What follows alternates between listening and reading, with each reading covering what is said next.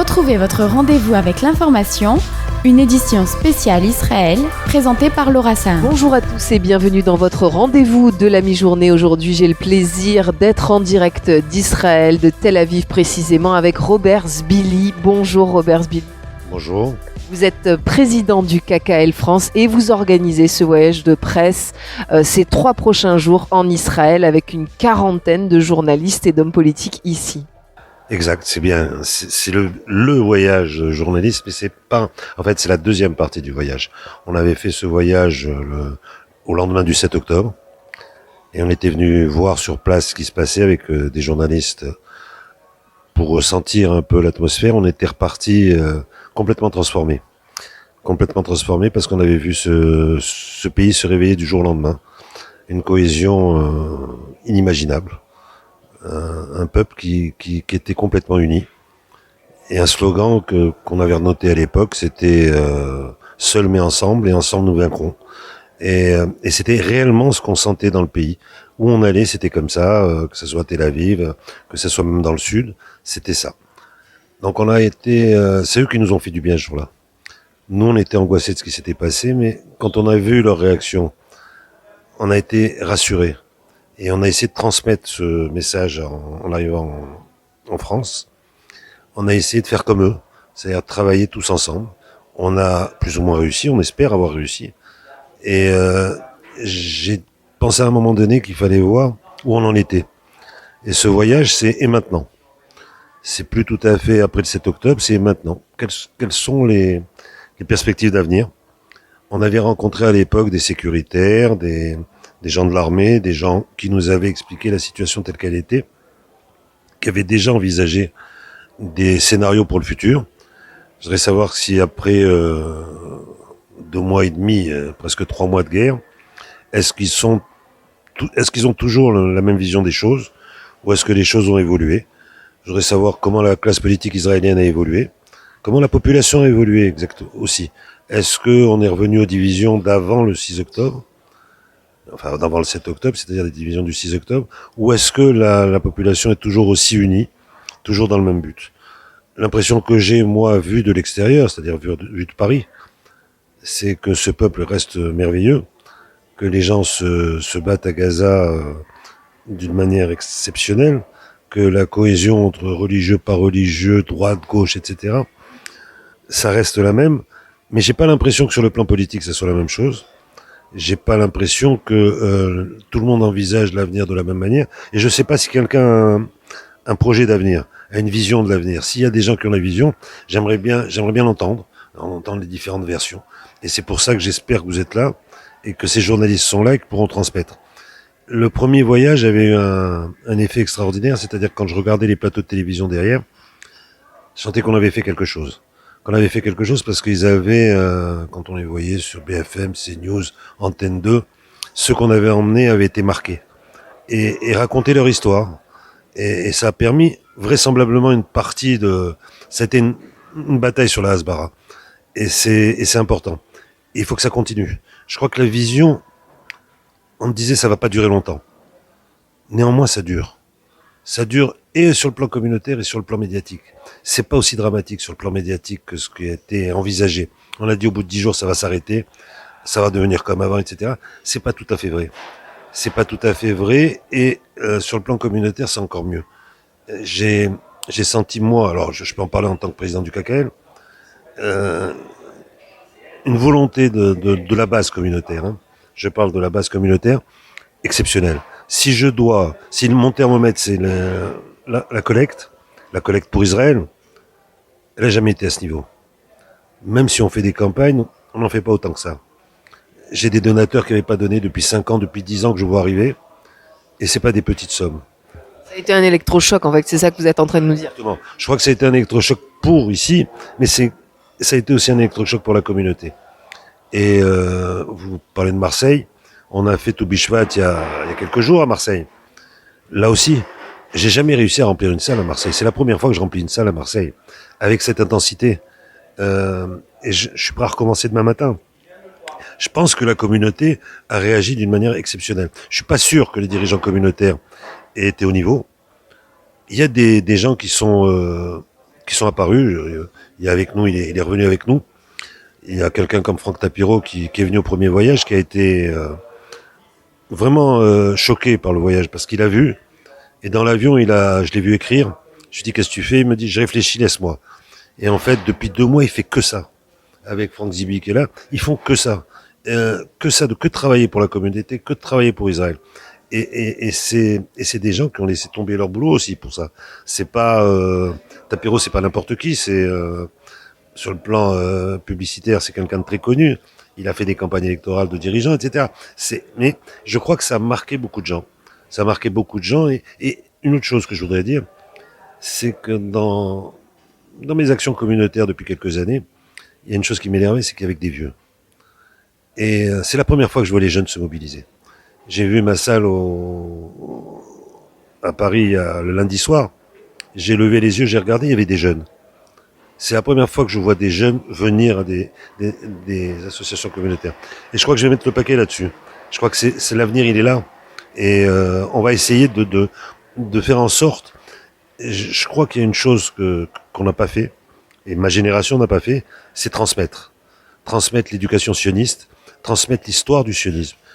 Je promets que je vais travailler là-dessus dans les mois à venir. Voilà.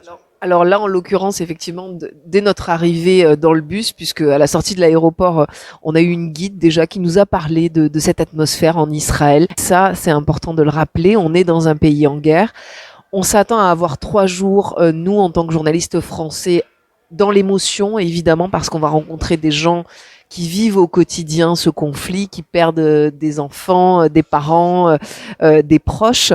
Mais moi, j'aimerais revenir à la mission du KKL. Est-ce que finalement, le KKL a vocation à organiser ce type de voyage pour sensibiliser les journalistes? Est-ce que finalement, aujourd'hui, on a besoin de ça pour sensibiliser des journalistes français? Le KKL, c'est une grosse structure. C'est peut-être la dernière association sioniste d'envergure. C'est une association qui a les moyens en Israël, qui possède près de 40%, un peu plus de 30, entre 30 et 40% de la terre d'Israël. C'est une grosse machine. C'est une grosse machine d'habitude difficile à mouvoir. C'est-à-dire que quand je veux faire quelque chose, je me bats avec Jérusalem. Une commission, 2 commissions, un contrôleur, machin, etc. Et là, le KKL, du jour au lendemain, et c'est ma grande surprise, hein, j'ai reçu des instructions en me disant voilà, on va faire ça, on va s'occuper des déplacés du Sud, on va monter et un ensemble de décisions qui ont été prises d'un coup. C'est-à-dire la machine du KKL, qui est une énorme machine, s'est mise en route pour le pays. Et je vous dis, moi qui connais le KKL de l'intérieur, qui me bats avec eux d'habitude quotidiennement, j'ai été très surpris, ils ont été plus loin que ce que je voulais. C'est-à-dire ce qu'ils ont fait pour les gens du Sud, c'est-à-dire leur transfert, s'occuper de l'accompagnement psychologique, les abris mobiles, puisque c'est une création du KKL, tout ce qui était autour, ils l'ont fait spontanément. Des ambulances pour le Sud, ils ont financé les communautés du Sud qui étaient exsangues. Donc mais ça s'est fait du jour au lendemain et sans commission, sans contrôleur, sans machin. Il y avait plus, c'était plus le KKL que je connaissais. Il y a une énergie finalement qui s'est dégagée de ces catastrophes du 7 octobre. Je crois que c'est important. Et c'est un retour à l'origine. C'est-à-dire, je veux dire quelque chose qui va pas plaire. En fait, on a vu Israël progresser. On a vu Israël start-up. C'était la Californie, Israël. Mais on mangeait des sushis. Et d'un jour, ils se sont remis à manger des falafels. C'est-à-dire, ils se sont aperçus qu'ils étaient au Moyen-Orient et qu'il fallait vivre comme on vit au Moyen-Orient. Et ils mangent du falafel. C'est la nouvelle chose. C'est-à-dire, l'environnement autour d'Israël, c'est pas la Suisse. Donc, ils s'en sont aperçus. Et le KKL, comme le reste, a réagi de manière différente. Avant, on parlait, on va recommencer, On va recommencer, je suis sûr. J'espère que la paix va venir, qu'on va recommencer à travailler pour l'écologie, pour l'eau, pour la terre, mais dans l'urgence, le KKL s'est transformé. Et je pense que, comme la société israélienne en général, et comme la société communautaire en général. Voilà. Alors là, dans le programme que nous allons avoir ces 2 prochains jours, on va aller dans le nord, on va aller dans le sud. Qui sont ces interlocuteurs que nous, journalistes français, nous allons rencontrer? Comment vous les avez choisis, notamment par rapport à leur poste, j'imagine? Alors, les journées sont particulières. Demain matin, on va partir dans le nord. Donc, on va partir dans le nord, visiter un hôpital qui est particulier aussi, parce que il est plus en sous-sol qu'au-dessus. Il a été fait pour la guerre. En fait, pour la guerre dans le nord, à Naharia. C'est un hôpital où tout est en sous-sol. Les salles d'opération sont en sous-sol, les salles de réa sont en sous-sol. Vous verrez demain, c'est quelque chose de particulier. Et on va rencontrer les gens de Naharia, les gens du nord, et regarder, parce que vraisemblablement, le prochain problème d'Israël, ça sera le nord. Donc on va essayer de voir si ce problème existe, si on a une chance d'avoir une solution politique, si le Hezbollah va se retirer au-delà du Litanie, ou si c'est la guerre dans le nord. C'est la question qu'on va poser demain. Vous n'avez pas voulu tout focaliser sur Gaza, parce que c'est vrai qu'en France, on ne parle que de Gaza. D'abord, c'est une guerre multifront, c'est pas une guerre locale. J'ai appris qu'aujourd'hui, il y avait trois Américains de morts en Jordanie. Donc, c'est une guerre générale. C'est plus un axe différent. Et je suis persuadé que on n'écoute pas assez les discours. J'ai beaucoup de reproches à faire à Netanyahou, mais si je dois me rappeler Netanyahou sur quelque chose, le premier jour de la guerre, il a dit ça va être long, ça va être terrible, mais il en sortira un Moyen-Orient redessiné. Et je crois qu'il avait raison. Il avait une vision que moi j'avais pas, et il faut écouter les gens. Donc c'est pour ça qu'on va dans le Nord. Et le soir, alors, les soirées sont aussi importantes que les journées, parce que demain soir il y aura 2 personnes qui vont venir nous voir. Un sécuritaire haut de gamme. Je donne pas son nom parce que c'est pas la peine. C'est un patron d'un think tank sécuritaire d'importance en Israël. Et un journaliste qui s'appelle Amit Segal. Amit Segal, c'est un journaliste de la 12e chaîne de télévision israélienne. C'est lui qui sort tous les scoops. Donc il a des relais, je sais pas d'où il les sort, mais il a des relais exceptionnels. Et le lendemain, on aura aussi quelqu'un de très important à la Kyria, c'est-à-dire le Pentagone israélien, qui viendra nous parler. Et puis on aura Boaz Bismuth. Et Boaz Bismuth, je l'ai invité à la dernière minute parce qu'il rentre de Strasbourg. Il a été se battre à Strasbourg sur le... Boaz Bismuth est un francophone. J'aurais aimé qu'il soit notre ambassadeur en France. Il a refusé le poste parce qu'il est député Likoud et qu'il préférait rester se battre sur le plan politique. C'est son choix. Mais il a des choses à nous apprendre. Et surtout à nous apprendre après son retour de Bruxelles. C'est aussi important. Voilà, donc alors le deuxième jour, on va aller dans le sud. On va faire comme ce qu'on avait fait la dernière fois, on va le recommencer, mais de manière un peu différente. On va faire les Sderot, Ofakim vraisemblablement, et les kibbutz du sud. Ça aussi, c'est important. C'est important de se rappeler et d'avoir une vision. Je voudrais voir aussi, moi, personnellement, ce que ça donne par rapport à la dernière fois, où j'avais trouvé des villes mortes. Est-ce qu'il y a des gens qui sont retournés? Est-ce qu'il y a une chance qu'ils retournent bientôt sur place? C'est la question. La question qu'on pose, c'est quel est l'avenir? Quel est l'avenir pour les gens du Sud? Quel est l'avenir pour les gens du Nord? Quel est l'avenir pour l'État d'Israël? Et je pense qu'on va revenir avec, pas des réponses, mais avec des idées. Elles seront pas toutes les mêmes. Les gens vont nous donner des points de vue différents. Mais quand je réécoute, et vous pouvez les écouter d'ailleurs sur le site du KKL, je crois qu'elles y sont encore, le même type d'interview qu'on avait fait les autres fois, et ben, a posteriori, il y avait des choses à retenir. Ce type de voyage, ça permet aussi de comprendre l'offensive israélienne, puisque Tsahal est aussi sous le feu des critiques de certains médias en France, mais aussi à l'international. On l'a vu aussi jugé par la Cour internationale de justice qui siège à La Haye.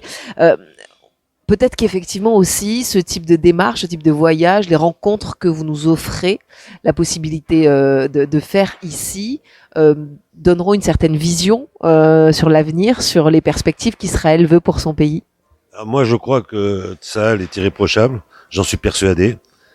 Et si j'ai des reproches à faire à la direction de l'armée, parce que elle a peut-être pas été au niveau avant le 6 octobre, autant l'armée d'Israël, c'est une armée fabuleuse.